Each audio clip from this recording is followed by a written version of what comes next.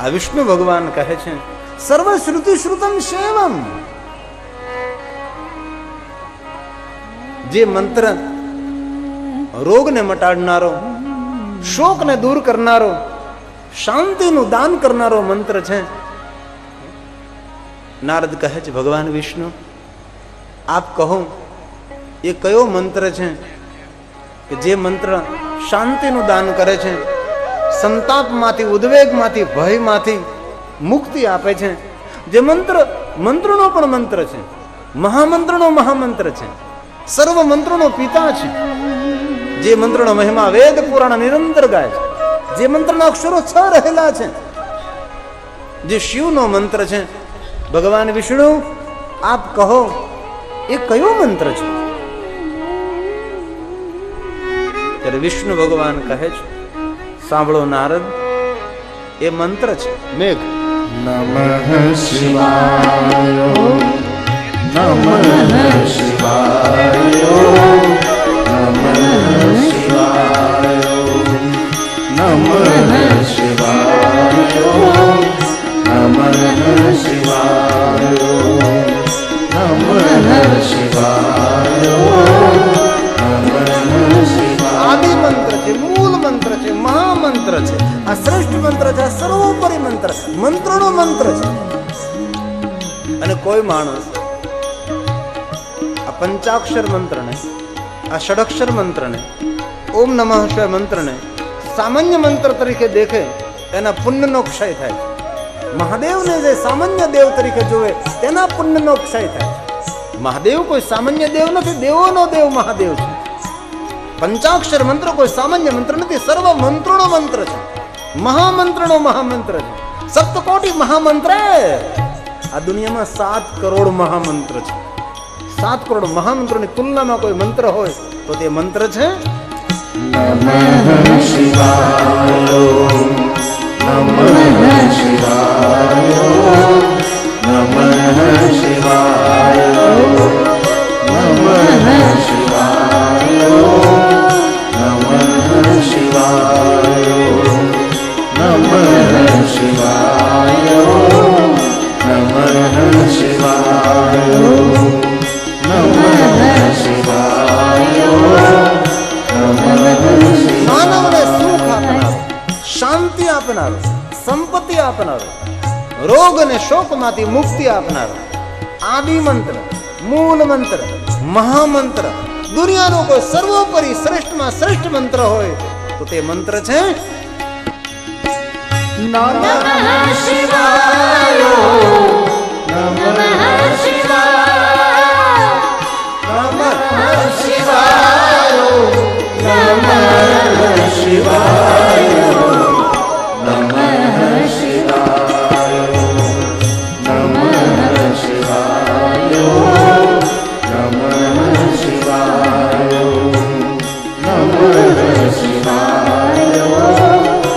નમઃ શિવાય નમઃ શિવાય નમઃ શિવાય નમઃ શિવાય નમઃ શિવાય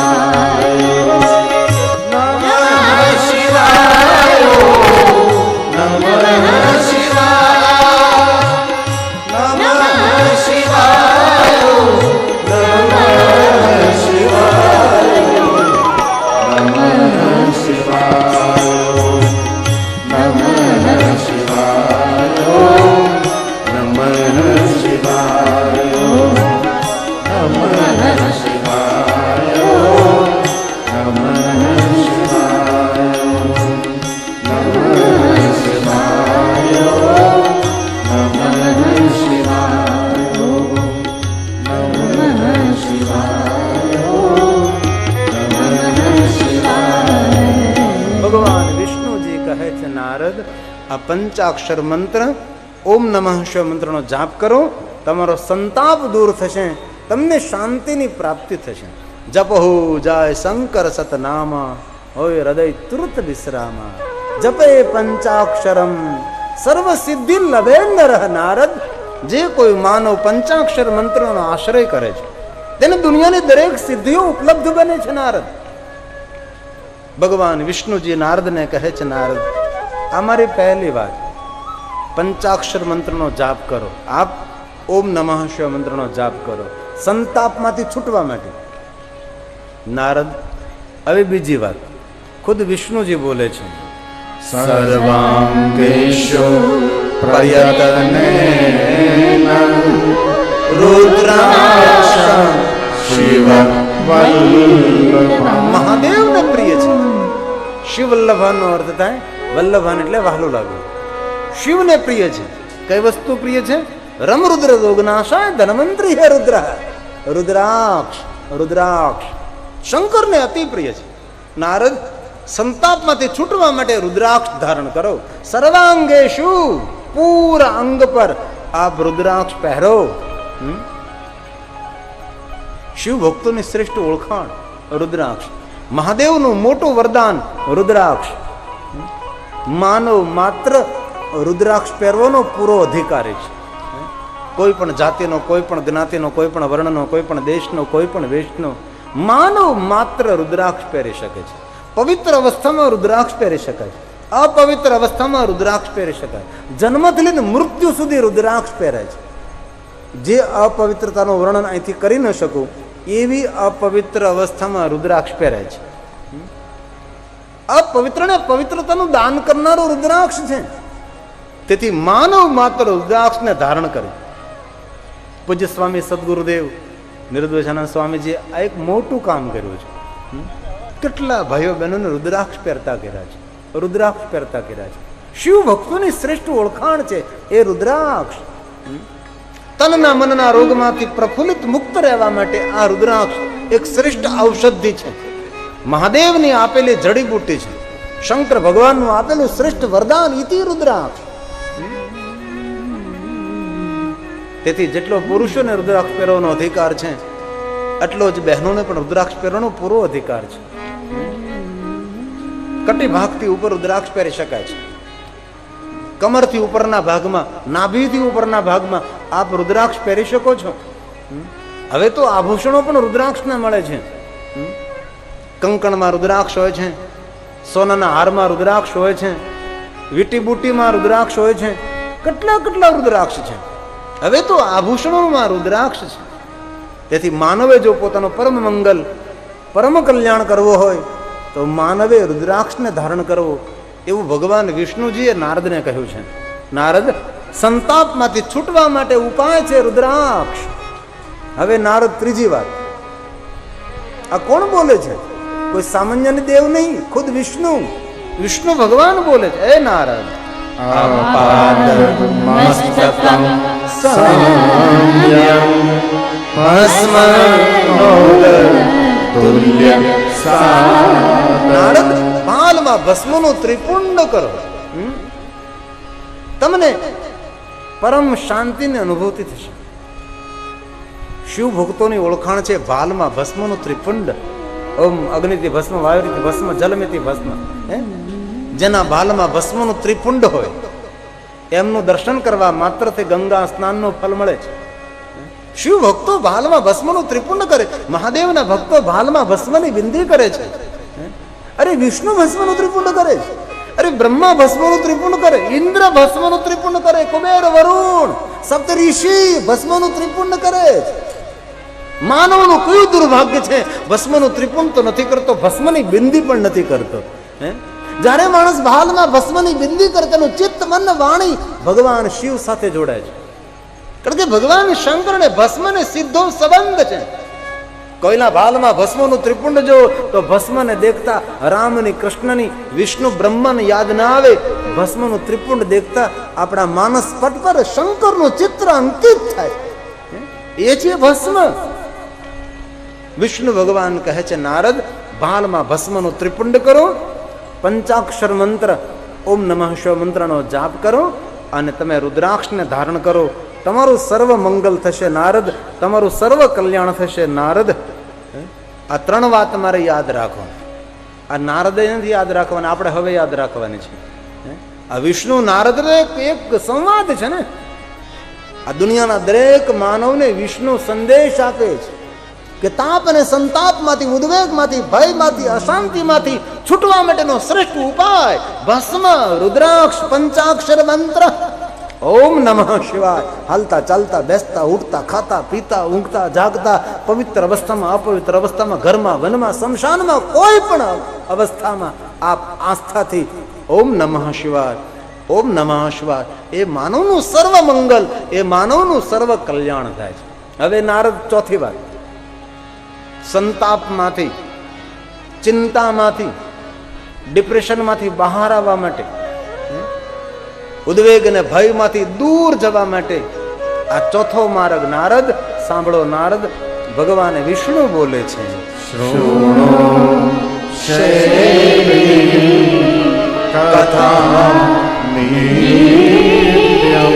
વિષ્ણુ ભગવાન કહે છે નારદ મહાદેવની કથાનું શ્રવણ કરો. હે નારદ, જે શંકર ભગવાનની કથાનું શ્રવણ કરે છે અને જે પુણ્ય મળે છે, જાયતે નાત્ર સંશય, इसमें कोई સંશય નહીં. જે પુણ્ય મળે છે જતું નથી, એ નિત્ય રહે છે. તેથી નારદ, તમે ભગવાન મહાદેવની કથાનું શ્રવણ કરો, તમે શંકર ભગવાનની કથા સાંભળો. નારદ, હવે પાંચમી વાત,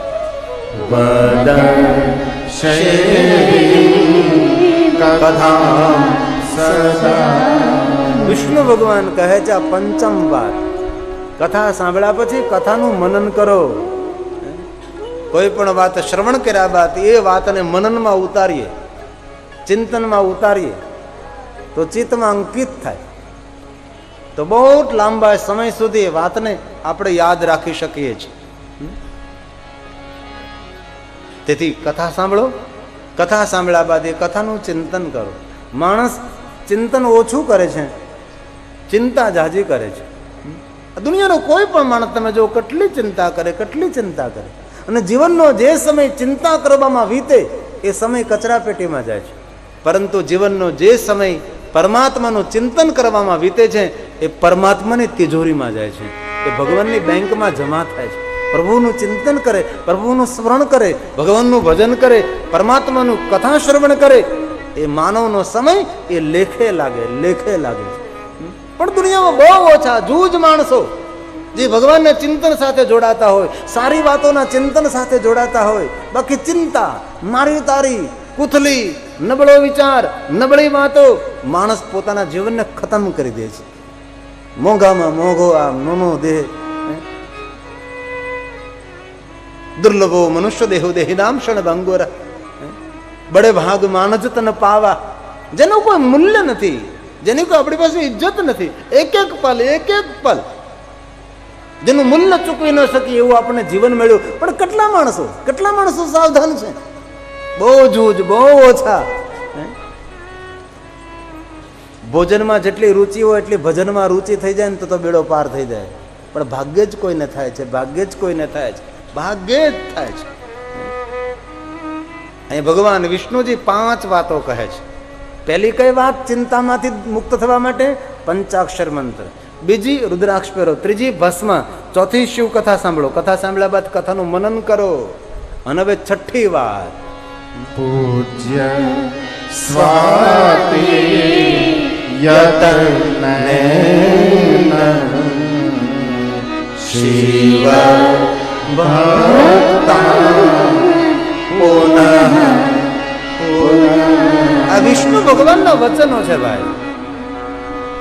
વિષ્ણુ ભગવાન નારદને એમ કહે છે કે મહાદેવના ભક્તોનો સંગ કરો, શિવ ભક્તોના સંગમાં રહીને શિવ ભક્તોની સેવા કરો.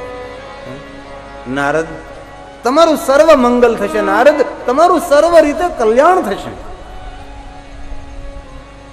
ગયેલું પુણ્ય ફરી તમને પાછું મળે, અને જે પુણ્ય મળે છે એ પુણ્ય રોજ તમને આનંદ, સુખ આપતું રહેશે, તમને પ્રસન્નતા પ્રદાન કરતું રહેશે.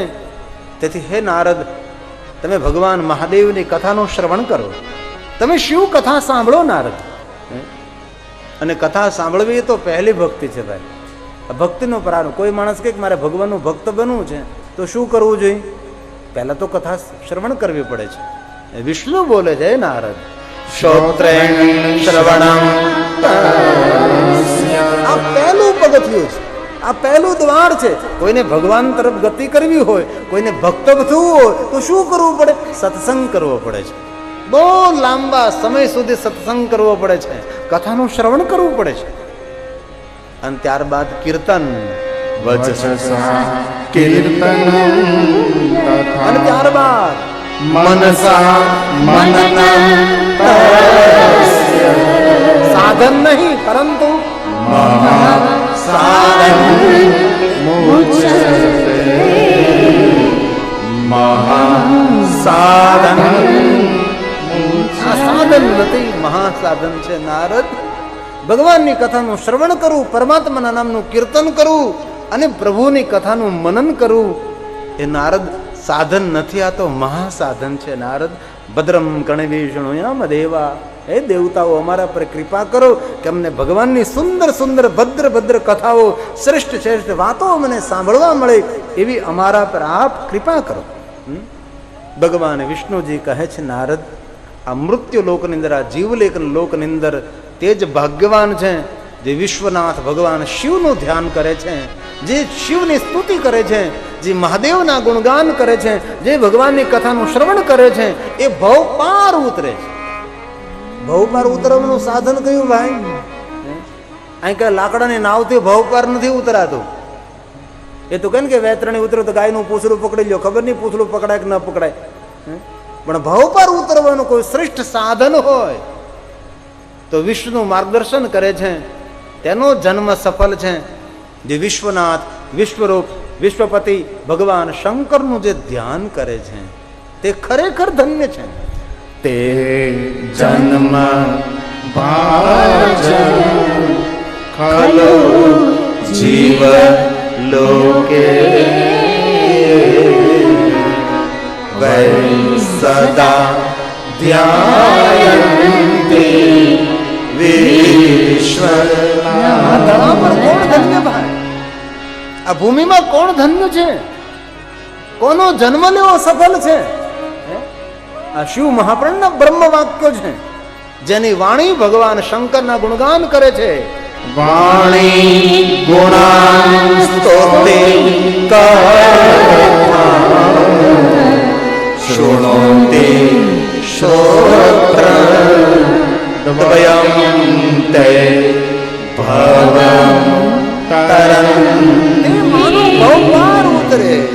શૃણોતિ શ્રોત્રદ્વયં તે ભવં ભગવાન વેદ વ્યાસ, મહર્ષિ વ્યાસ એમ કહે છે કે જે ભગવાનની કથાનું શ્રવણ કરે છે, મહાદેવની કથા જે સાંભળે છે, એ ભવ પાર ઉતરે. ઇનમે કોઈ સંશય નહીં. વિષ્ણુ ભગવાન કહે છે, નારદ, મહાદેવની કથા સાંભળો. નારદ કહે, ભગવાન, મને મહાદેવની કથા કોણ કહે? વિષ્ણુ ભગવાન કહે છે, નારદ, શંકર ભગવાનની કથાનું શ્રવણ કરવું હોય, બ્રહ્મલોકમાં જઈને આપના પિતા બ્રહ્માજીને કહો, બ્રહ્માજી તમને મહાદેવની કથા કહે. નારદ વિષ્ણુ ભગવાનને પ્રણામ કરી બ્રહ્મલોકમાં આવે છે. પોતાના પિતા બ્રહ્માને પ્રણામ, સાષ્ટાંગ પ્રણામ, દંડવત પ્રણામ કરે છે. પોતાના પિતાજીની પરિક્રમા કરે છે અને હાથ જોડી નારદ કહે છે, હે પિતા બ્રહ્મા, આપ મારા પિતા, હું તમારો પુત્ર છું, આપ મને ભગવાન મહાદેવની કથા કહો. બ્રહ્માજી પોતાના આસન ઉપરથી ઊભા થાય છે, નારદની નજદીક આવે છે. નારદને કહે છે, નારદ, મારા પ્રણામનો સ્વીકાર કરો. નારદ કહે, અરે પિતા, હું તમારો પુત્ર છું, આપ મારા પિતા, મને શા માટે પ્રણામ કરો છો? હું તમને પ્રણામ કરું એ ધર્મ છે, કારણ કે આપ મારા પિતા છો. પણ તમે મારા પિતા, મને શા માટે પગે લાગો છો? એ સમયે બ્રહ્મા યાદ રાખવા જેવું બોલે છે.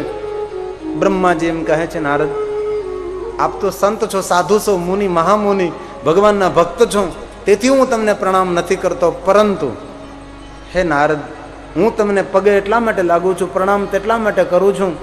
હે નારદ, દુનિયાનો કોઈ પાપીમાં પાપી માણસ હોય, જેને દુનિયાનો એક પણ પાપ ન છોડ્યું હોય, આવો મહાપાપી કોઈ માનવ હોય, પણ તેના મુખમાંથી શબ્દો પ્રગટ થાય કે મારે મહાદેવની કથા સાંભળવી છે, એ પાપી માનવ પણ પગે લાગવાને પાત્ર બની જાય છે. નારદ, તમારા મુખમાંથી શબ્દો પ્રગટ થયા છે કે મારે કથાનું શ્રવણ કરવું છે, મારે મહાદેવની કથા સાંભળવી છે. તેથી હે નારદ, તમે મારા પુત્ર પણ મારા માટે પ્રણામ કરવાની